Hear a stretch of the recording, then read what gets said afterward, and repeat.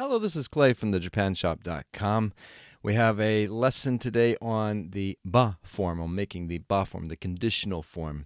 This is a JLPT N4 grammar point, and you can find the page that we're going to go through today by going to thejapanesepage.com and then mousing over here to JLPT N4, and you get to this page, and then you scroll down to grammar and scroll down just a bit more, and under sentence enders, tabereba.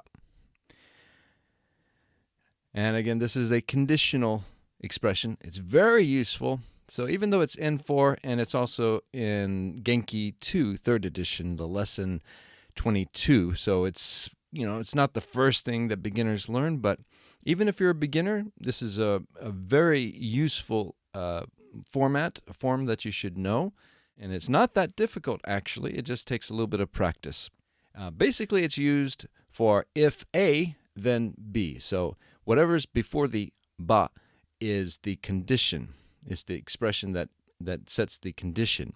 And then what comes afterwards is usually the result. And it's usually a positive result. So it's often used when giving advice, or like, why don't you do this? If you do this, then something good will happen for you.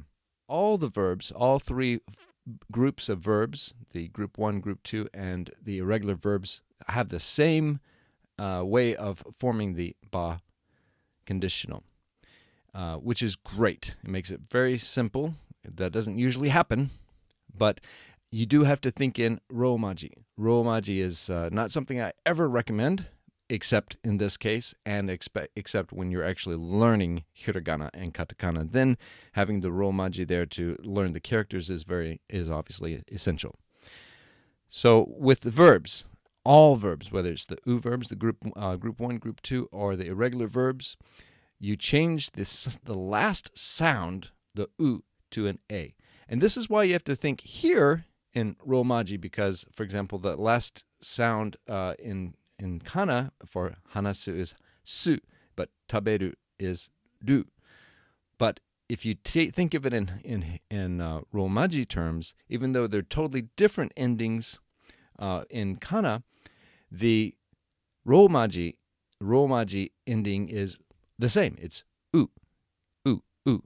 So all you have to do for all the verbs, including the irregular verbs, the suru and kuru, all the verbs, you change the u to an a sound. So we'll look at some more the actual concrete examples down here in just a minute. But that's all it is to it. You just take the u and you change it to an a, and then you add the ba to it. And that makes the conditional for verbs.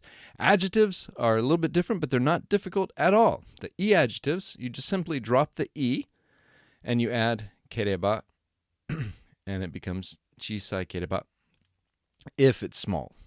For example, chisai is small. And na adjectives and nouns. And na adjectives and nouns are very similar in format and how they're actually used. So you can think of them as one and the same in most cases. The na adjectives and nouns, you simply add naraba or deareba. And we'll look at examples in just a minute. Okay, so here are the exact example words I want to go through. And I put the pitch accent here for the dictionary form of the word, hanasu. And then the su ends in the u sound. You simply change that to an a sound. So su becomes say. Su becomes say. And then you add the ba. It's as simple as that. Let's listen to Yumi. 話す、話せば。 See, it's very, very simple. You just change the su to the say. Why? Because su ends in the u sound and say ends in the a sound. So su becomes say in this case. Now let's look at this one. This is a su ending, and this is a ku ending. 行く、行けば。 So the ku ends in u, right? And you change that to an a sound. So instead of ku, it becomes ke. Ikeba. 行く、行けば。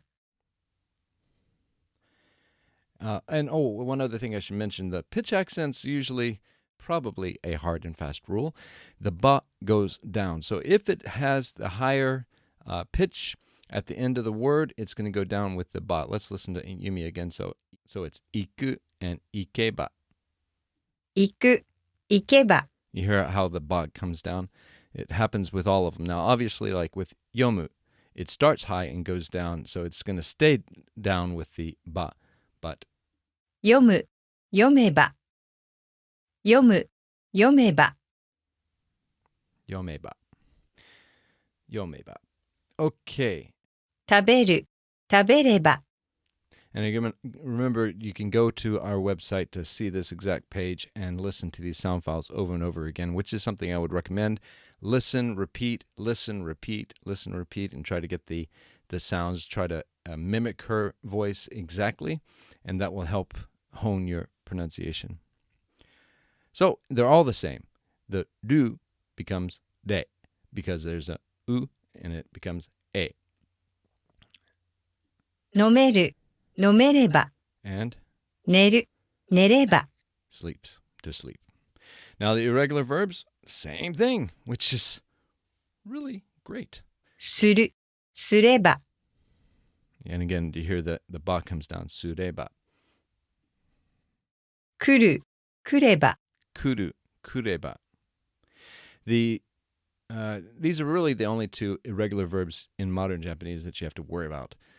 It's as simple as that. This is a very simple construction. You just change the u, the final u sound, to an a sound, and you're good to go. And then add the ba. Now, with adjectives, we're going to look at this.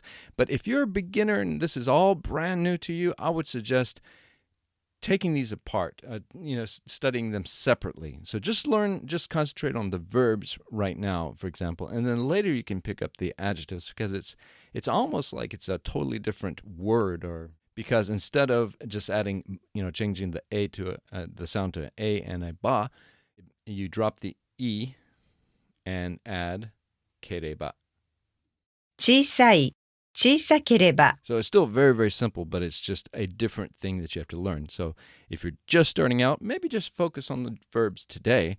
And then, once you have that down pat, then you can work on the adjectives. But the e adjectives are all the same thing. You just drop the e and you add kereba. 大きい、大きければ、 And this one. 忙しい、忙しければ、 So remember with verbs, all the verbs, you change the u sound, suru, to a and you add the ba. And with e adjectives, you drop the e and you add kereba. It's as simple as that. Once you learn how to construct the ba form, you can do a lot with this. There are many other grammatical patterns that you can use, just plug and play, if you know how to construct the ba form. So this is a very important form to learn. Now for non-adjectives and nouns. So non-adjectives, as I mentioned, are pretty much in the same category as nouns. Just whenever they're placed before another noun, you would put a na there. That's why they're called non-adjectives, when they're modifying a noun. In this case, though, whatever the non-adjective is, you do not use the na, or actually, I guess you could say still use the na, but you add na de naraba, naraba, or de areba. So no na and then de areba. Let's listen to Yumi Shizuka. 静かな、静かならば、静かであれば、 Okay. So again, it's one extra thing you have to memorize, either the naraba or the de areba. Either way is fine to construct this form, to make the if silent or if quiet. One more time. 静かな、静かならば、静かであれば、 And then for a straight out noun, you just add, well, it's basically the same thing, the naraba and the de areba. 車、車ならば、車であれば、 Okay, so if by car or if a car. Okay. Example sentences. Now, I already mentioned this, but this is like an A, ba, and B sentence. The first part defines the condition. If you do this, and then the B part gives the results or consequences, then this will happen. And this is often used when giving advice. If you do this, something good will result, so I recommend it. type of thing. So, and also on our website, I don't know if I mentioned this earlier, but if you mouse over any of the kanji, especially the newer pages, you'll see furigana magically appear. And why is it hidden at first? Well, so it's pretty common for language teachers to say, do not use romaji. And in this particular lesson, we're actually using romaji at least a little bit for the verbs, but it's excellent advice. Well, furigana is kind of like the new romaji. Why? Because it makes you lazy. Instead of actually doing the hard work of trying to read the kanji, you look at the furigana instead. And if it was romaji, you would look at the romaji instead of the kana. So furigana is the new romaji. I'm not saying avoid it totally, especially if you're a beginner and you're just starting to learn kanji. Furigana has its place and it's very important. But you need to start training your eyes and not be lazy. You need to start training your eyes to recognize kanji, recognize the meaning and the sounds. And if you just don't know, of course, mouse over it and say it a couple of times while looking at the kanji and try to remember what the kanji sounds like. Okay. All right, let's listen to Yumi. 読めばわかる。読めばわかる。 If you read whatever, you will understand. So if you hand somebody a setsumeisho, a manual for understanding your oven, how your oven works, you can say, 読めばわかる, or something like that. And we have this toggle here so that if you need to look at the vocabulary and notes, you can see that. And again, if you mouse over it, you'll see the furigana. And we have a literal translation, read if understand, and then the more natural English. All right. Tomorrow we'll just do one more, and then then I'll let you look at this. We'll skip down to the negative. If the weather is good tomorrow, to the sea we will go. Let's go. So let's listen to Yumi. 明日天気が良ければ海に行きましょう。 And again, mouse over if you need the furigana, but try to read it if you can, especially the more common ones like umi and ikimashou, things like that. Okay, so there's another example here. You can take a look at that, but I want to look at the negative form very quickly. It's actually easier than the regular form. For verbs, all you have to do to make the negative form is drop the final e and then add kereba. All right, so that's a very, very simple thing. You just drop the e in the negative form of the plain negative form of the verb and add kereba. For e adjectives, you drop the e, the final e, atsu, and then you add ku nakereba. Ku nakereba. So atsuku nakereba. And nouns, as well as not adjectives, you just simply add a de and nakereba. Okay, let's see an example here. If you don't ask the teacher, you won't understand. 先生に聞かなければわかりません。先生に聞かなければわかりません。 So you can see I think you can see how powerful this form is. And it's not that difficult, but it takes a lot of practice to get it down. All right, and so that's that. I want you can for homework, you can look at this page more closely instead of wasting your time with this video. But bottom line is, it's not that difficult, but it takes a lot of practice because there are, a few forms that you have to memorize.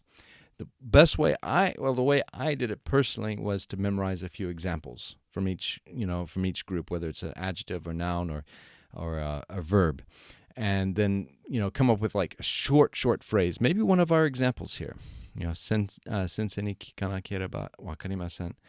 Something like that. Memorize that form, and then you can just start, instead of kikanakereba, maybe tabenakereba or something. You can change that up a bit and plug and play to be able to say new things using this form.